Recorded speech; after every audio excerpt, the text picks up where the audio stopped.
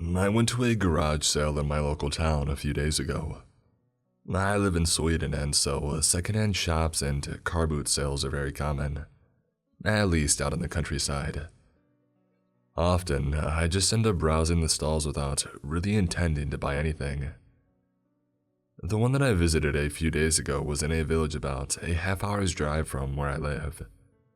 The secondhand store was just literally one room, packed with all sorts of riffraff that should have been thrown away ages ago, rather than being sold for far more than what it was worth. On my way out, something caught my eye that I couldn't resist taking a closer look at. It was a history book about the local area, and because I had recently moved here for work, I got curious and decided to buy it.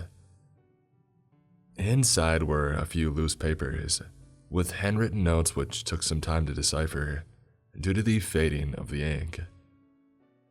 I don't know who it belongs to, or if the story on the pages were even true, but I thought maybe you guys would be interested in hearing about it. Before I begin, I need to be honest with you.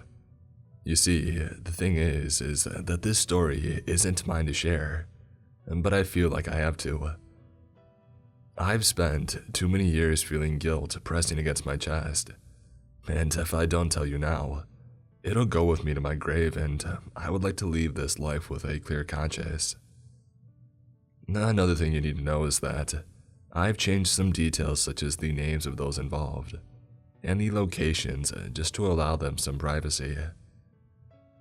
I apologize if I seem a little cryptic, and I don't mean to sound like one of those conspiracy theorists, but you'll understand.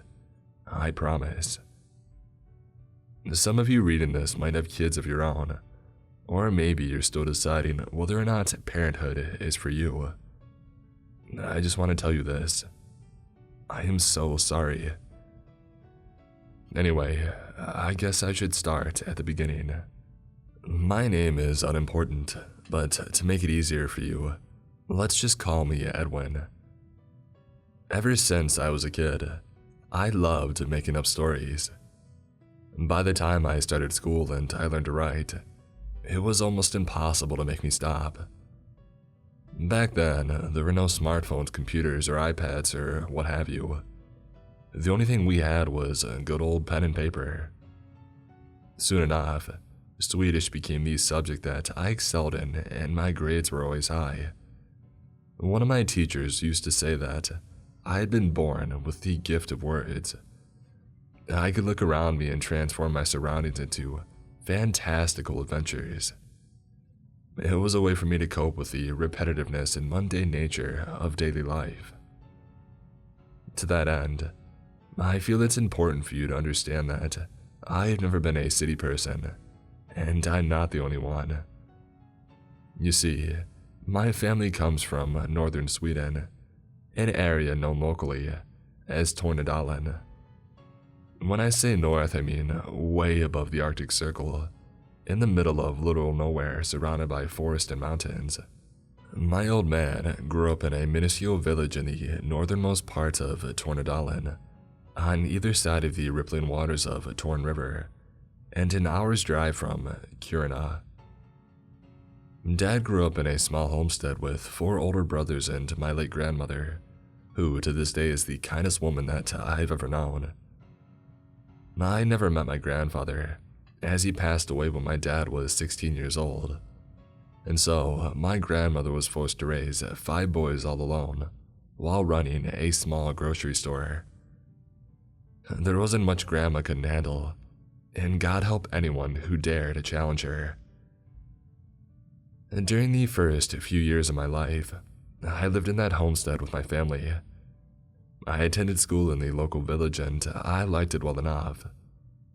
If you've never lived in the countryside, it's almost impossible to convey the freedom of living so far away from the city. Summer months were spent exploring every single path, stream, or hunting cabin with my friends. The eternal light from the midnight sun turned the whole world into a playground, and we would stay awake until we simply were too tired to keep our eyes open. In those days, parents didn't care as much about their kids' whereabouts, so long as you were home for supper.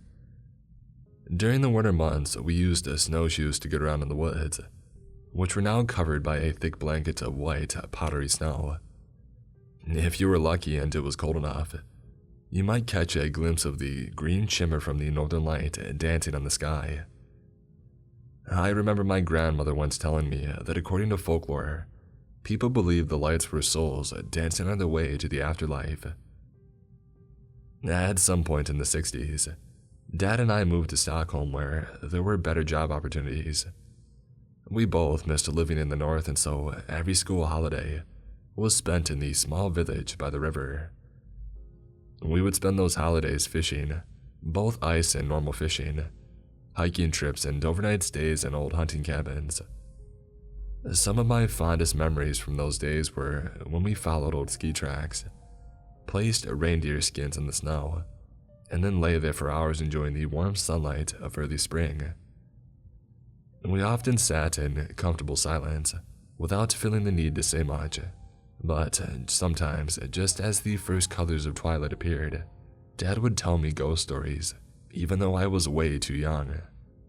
Summer holidays seemed endless, and I often explored every single corner of the village with my old friends. Sometimes we would set up tents in some secluded meadow and retell those ghost stories first shared by our parents. I wish I could tell you that I continued visiting the village in my teenage years, but with all the things brought on with puberty and when I eventually started university, the year that I turned 19, I had almost forgotten all about the little village up north. When it comes to my mom, there is not much to say. She's never been a part of my life, and I learned early on that there is no point asking questions about her. My only memory of her is a vague scent of lavender, which she had used as perfume. If I'm completely honest, I'm not even sure that I know her name.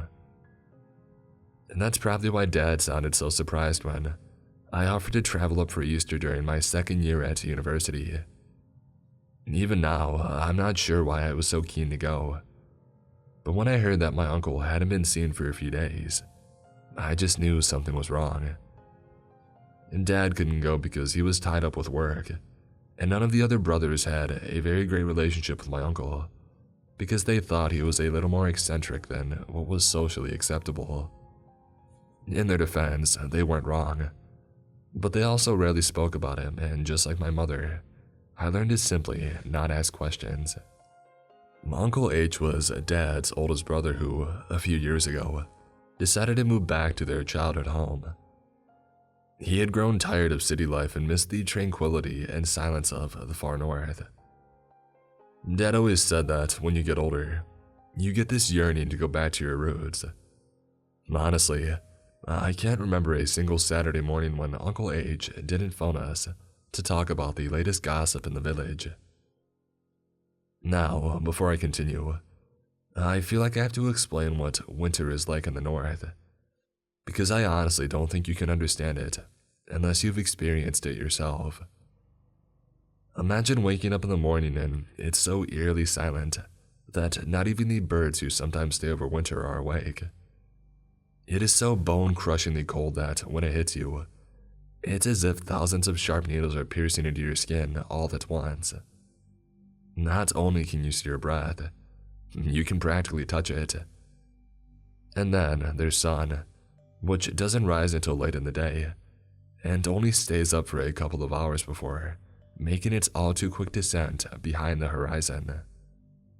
I began my journey on the day before Maundy Thursday, when I flew from my small university town to the north, where I met up with one of my childhood friends whose car I was borrowing to drive to the village. The moment that I stepped in through the front door with its familiar squeaky hinges, my childhood memories instantly came flooding back. I could almost smell Grand's freshly baked bread and warm laughter echoing through the hallway.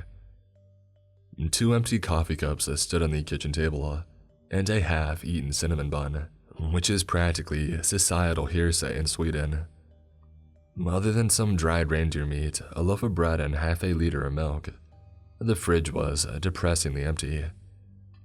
Maybe Uncle H was in a rush somewhere and hadn't been able to buy groceries. It was still strange and not like him to tell anyone where he was headed. At that point, I realized that it was both too late and too dark to go out and look for Uncle H. Not to mention the nights were even more freezing than during the day, and to be completely honest, I had no idea where to begin my search. Besides, if I spent the next few days with the house as my base of operations, my first priority was to make sure that I didn't freeze to death inside. I spent most of that evening cranking up the heat in the fireplace and making myself comfortable in the lounge. City life, I realized, had spoiled me with its modernities like electric heating and the simplicity of life above the Arctic Circle. It was almost forgotten to me. Even though the house was a more than familiar part of my life, I still felt like a stranger here. An eerie feeling lingered in the air that I couldn't quite describe. The closest thing that I can think of is that it felt as though I was trespassing. Maybe it was the general fatigue of the journey here, or my worry over Uncle H's disappearance catching up to me.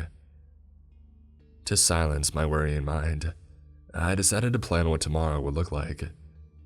Many of the families from my childhood still lived in the village, and I thought that perhaps one of them had seen my uncle over the past few days.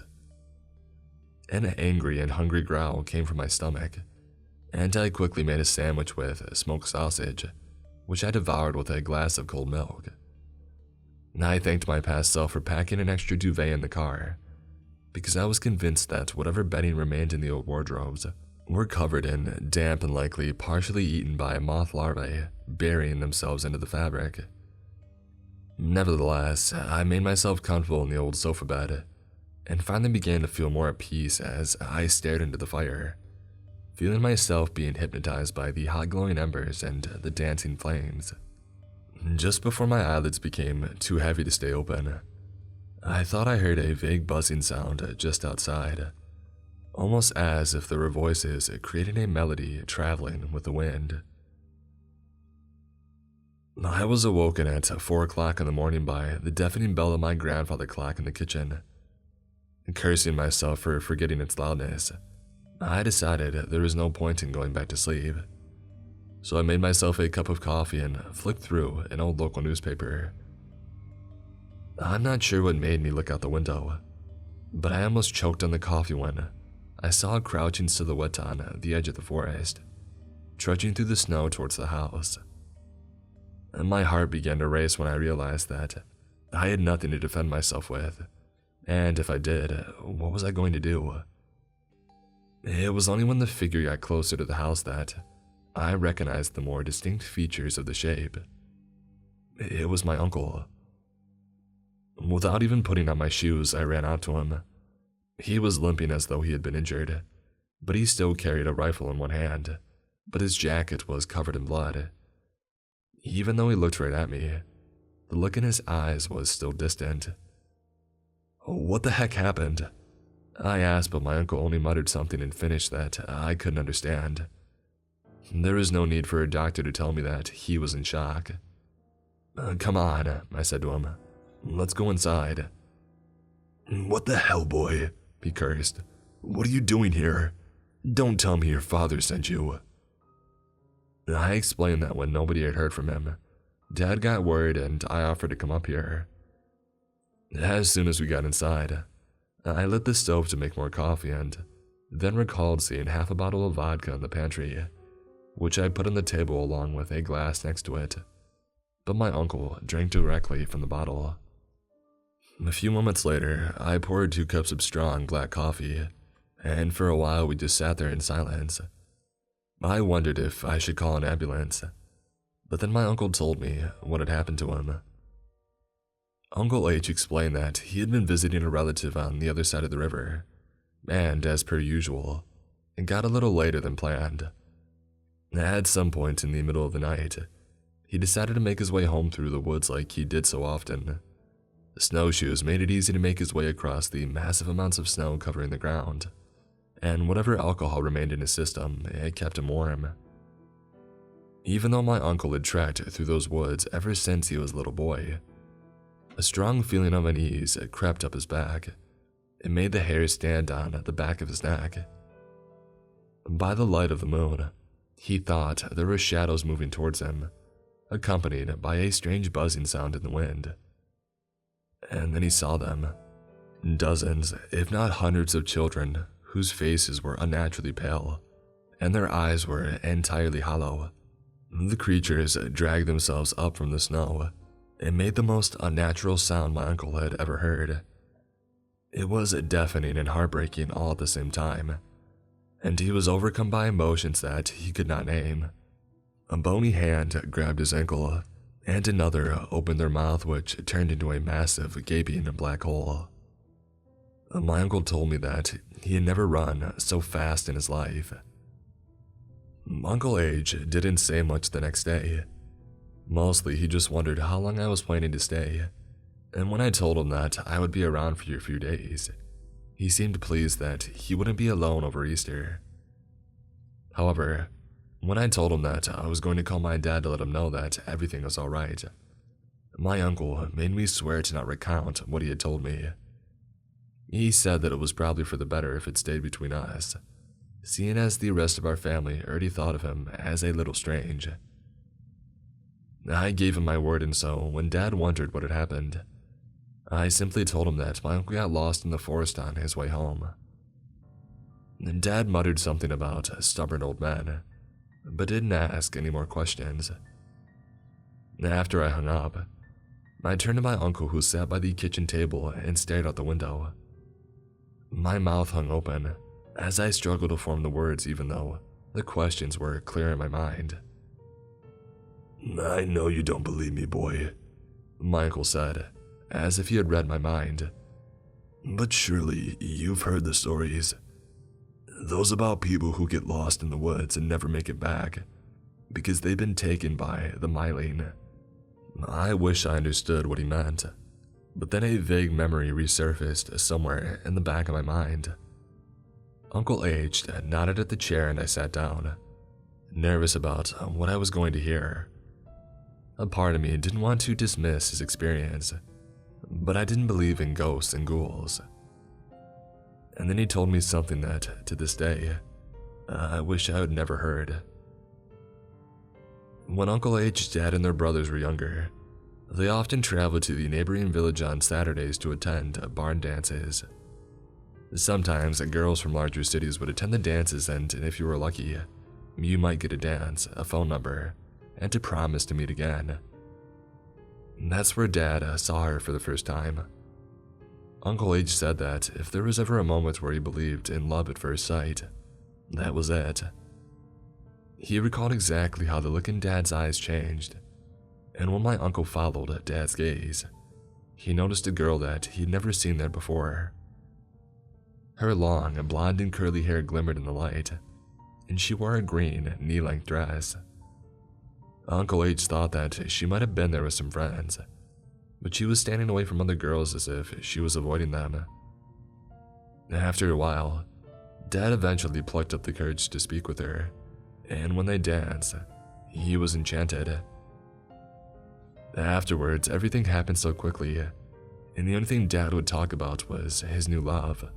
My Uncle H explained that he and the other brothers just assumed it was yet another crush that would fade like it always did, but this time they were wrong.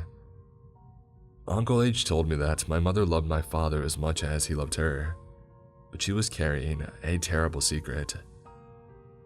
In small communities like the ones up north, rumor spreads like wildfire, and keeping anything to yourself is pretty much impossible, and my mom knew she didn't have much time.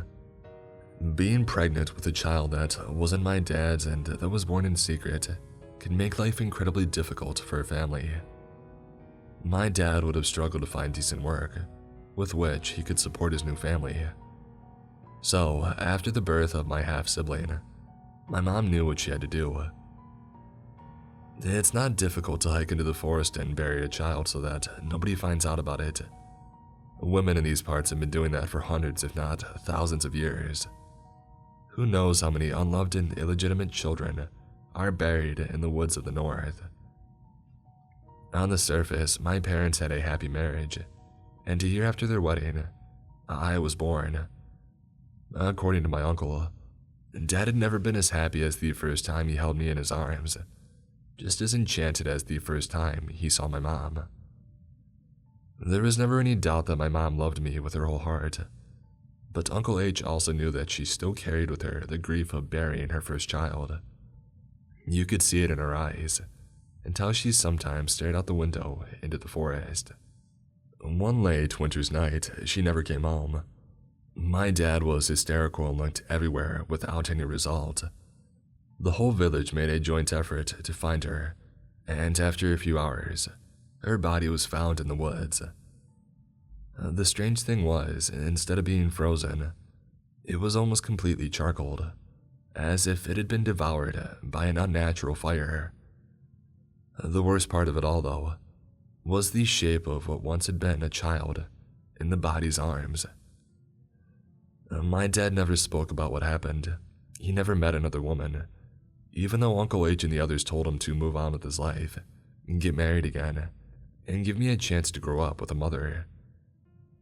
Dad refused and moved far away from the village in the north, to these cities of the south where he could hide his grief in the exhaust fumes and sweat from the ever-growing masses of the city, far, far away from the woods of the north.